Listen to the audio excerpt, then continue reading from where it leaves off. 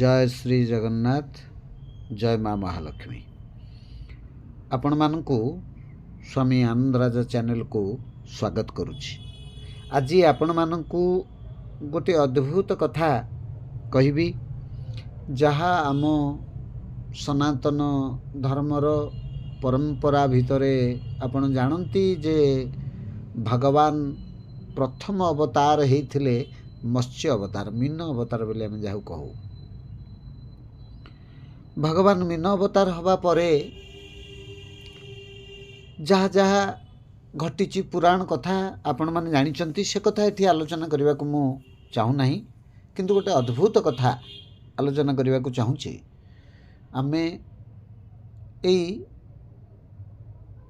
28 तारिख सकाळे बाहरलु भुवनेश्वर रु केउंझर जिला घसीपुरा देवगाँ, जोठी आमर गोटे सत्संगर आयोजन होता, सत्संगरे जोग देवाई एवं जीवा बाटरे जाजपुर जिला पाणीकोइली बजार उपर एनएच हाईवे पाखरे लागिकी गोटे माँ महालक्ष्मींकर मंदिर रही, जार स्रष्टा मोर जने अति आत्मीय फलो देव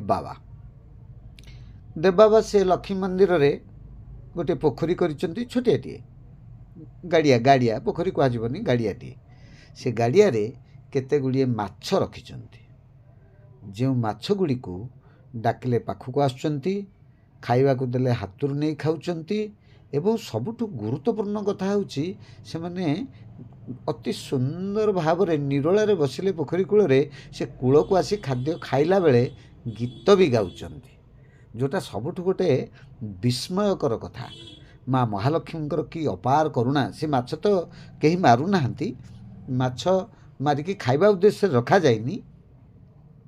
माछ से बगीचारे जो हेइथिबा गाड़ियाटी से रखी खाइबा को देले से कूल को आसी जो खाद्य खाउचंती एवं खाद्य खाइबा बेले तांकर जो अभिनय पाटी पाकु पाकु करिबा एवं खाद्य खाइबा, छाटीपिटी हेई पानी की कप कप करिबा एवं निजे गुणगुणे गीत गाइबा, जो ध्यानर सहित आपण शुणिबे अति सुंदर भाव से गीत गाउचंती। एवं सेठी आमे पहुँचवा परे देव बाबा आमको नहीं से पोखरी कूल रे पहुँचैले, से अद्भुत कथा को देखैले। स्वामी आनंदराजा हाथ में माछ को किसी दाना खुआइबा बेले अन्य माने कौन अनुभव कले मु जाने ना। मो सहित थिले स्वामी आनंद शंकर मोर शिष्य एवं आमर से अणाक्षर क्रिया जोग साधना भितरे युक्त होइथिबा जणे ओडिशार नयागढ़ जिलार बड़पंडुसर गाँवर प्रदीप्त बाहिनीपति जे रामचरित मानस अति सुंदर भाव में प्रवचन करती, सी भी मो शिष्य मो सहित थिले। एवं सेठी आमे तांकु जेतेबेले से गाड़िया रे पहाच उपरे ठिया ही देवबाबू हाथरू किसी दाना नहीं माछ को देलु। माछ माने खूब श्रद्धार सहित ताकू खाइले एवं स्वामी आनंदराजा से माछ मानकर अवस्था को देखिकी अनुभव करुथिले। से किछि कहिबाकू चाहुचंती, से किछि गाइबाकू भी चाहुचंती। से कहिबाकू कौन चाहुचंती? से कहिबाकू चाहुचंती आमे महालक्ष्मी मंदिर पछपटे थिबा गाड़िया रे अति आनंद रे विचरण करुचु एवं माँ महालक्ष्मी पड़ीदात्री आमको भी पड़ी दउचंती, आमे खाउचु। एवं पड़ीदाता प्रभु श्री जगन्नाथ, पड़ीदात्री माँ जगज्जननी महालक्ष्मी अष्टलक्ष्मी एवं से माँ महालक्ष्मींकर बर्तमान माणसा उपवास व्रत पालन कार्यक्रम चली, किंतु गोटे निवेदन से माछ माने आम माध्यम करने को कहिचंती समाज को, जे जो माने विवाह उत्सव रे माँ महालक्ष्मी को एवं प्रभु श्री जगन्नाथ को विवाह निमंत्रण पत्र देई विवाह मांगलिक कार्यक्रम को निमंत्रण करुचंती, सेमानकु विनम्र निवेदन माछ मानकु हत्या करी माछ भोजी आमिष भोजी दियंतुनी, जीव मानकु हत्या करी मांस भोजी दियंतुनी। तेणु एतिकी बोधे से निवेदन करबा पई से खाद्य खाइला बेले खूब चमत्कार भाव नृत्य करुथिले ପାଣିରେ ଖାଦ୍ୟ ଖାଉଥିଲେ ଏବଂ ଗୁଣୁଗୁଣେଇ ଗୀତ ଗାଇବା ସହିତ ମୋତେ ଲାଗୁଥିଲା ପାଟି ପାକୁ ପାକୁ କରିକିରି ସେ ଏଇ କଥା ଆମ ଜରିଆରେ ସମାଜକୁ ବାର୍ତ୍ତା ଦେଉଛନ୍ତି।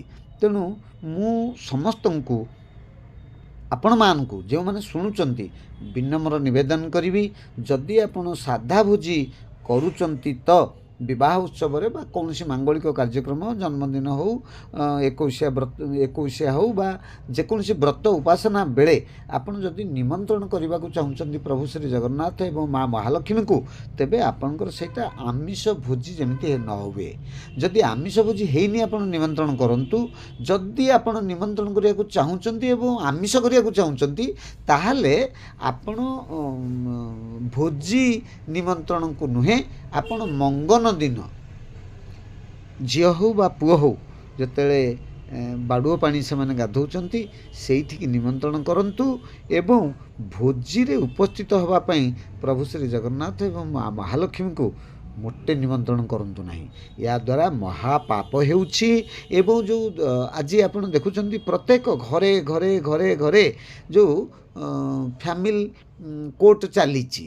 ଫ୍ୟାମିଲି କୋର୍ଟ ଅର୍ଥ ଅଳ୍ପ ଦିନ ବିବାହ ଭିତରେ ମଧ୍ୟ ପତି ପତ୍ନୀଙ୍କ ଭିତରେ କୌଣସି ପ୍ରକାର ମାନେ ବୁଝାମଣା ହେଉନାହିଁ। ଅବୁଝାମଣା କାରଣରୁ ସେମାନେ ପରସ୍ପରଙ୍କୁ ତ୍ୟାଗ କରୁଛନ୍ତି, ଯାହାକୁ ବିଚ୍ଛେଦ କୁହାଯାଉଛି। ତେଣୁ ପାରିବାରିକ ଜୀବନ ଶୃଙ୍ଖଳିତ ହେବା ପାଇଁ ଆଉ ମାଙ୍ଗଳିକ କାର୍ଯ୍ୟକ୍ରମରେ ଆପଣ କଲ୍ୟାଣ ପ୍ରାପ୍ତ ହେବା ପାଇଁ ଯଦି ଚାହୁଁଛନ୍ତି ତାହେଲେ ବିବାହ ଉତ୍ସବ ମାନଙ୍କରେ ଆପଣ ମୋଟେ ଆମିଷ କରନ୍ତୁ ନାହିଁ। ଯଦି ଆମିଷ କରୁଛନ୍ତି ତେବେ ଜଗନ୍ନାଥ ବା ମା ମହାଲକ୍ଷ୍ମୀଙ୍କୁ ସେଠିକୁ ନିମନ୍ତ୍ରଣ କରନ୍ତୁ ନାହିଁ। ଏବଂ ଆପଣଙ୍କୁ ମୁଁ ଏତେ କଥା କହିଲି, ୟା ପୂର୍ବରୁ ଦେଖିବେ ଆପଣ ସ୍ୱଚକ୍ଷୁରେ ଦେଖିବେ ଏ ପୋଖରୀ ଭିତରେ କେମିତି ମାଛ କଲକଲ ହୋଇ ସେମାନଙ୍କର ନିବେଦନ କରୁଛନ୍ତି, ଆଜ୍ଞା ଦେଉଛନ୍ତି। ଏବେଠାରୁ ଆପଣଙ୍କୁ ମୁଁ ସେ ଭିଡ଼ିଓ ଛାଡ଼ୁଛି, ଆପଣ ଦେଖନ୍ତୁ। ଜୟ ଶ୍ରୀ ଜଗନ୍ନାଥ। ଭାକୁର ରୋହି ଅଛନ୍ତି ଆଉ ଦାନା ଗୁଡ଼ା ଭାସିଗଲା ତ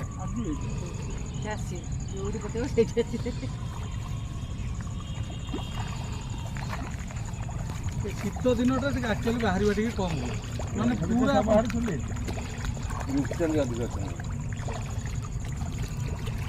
ମରା ହେଉଛନ୍ତି ନା ନାଇଁ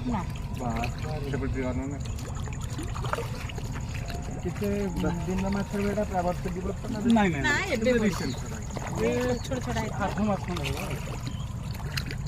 ସିଏ ରହିଲେ ସେ ଯେତେ ଦିନ ତାର ଠାକୁରାଣୀଙ୍କ ପାଖରେ ରହିପାରିବେ। ବଢ଼ିଆ ବଢ଼ିଆ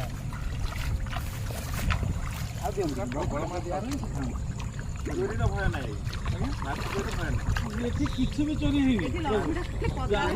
ସବୁ ଜିନିଷ ପଦାରେ ପଡୁଛି, ଟଙ୍କା ସୁନା ବି ଚୋରି ହବନି, ମାଛ ବି ଚୋରି ହବାର ଭୟ ଥାଏ। ନାଇଁ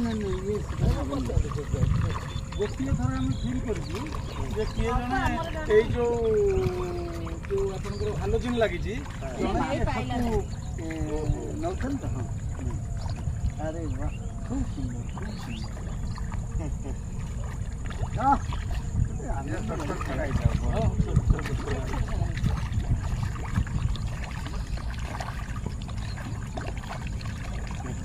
ଗାଧେଇଲା ବେଳେ ପ୍ରଭୁ ଆହୁରି ଆନନ୍ଦ। ଆପଣ ଭିତରେ ପଶିଗଲେ ପୁରା ଦେହରେ ଆସିକି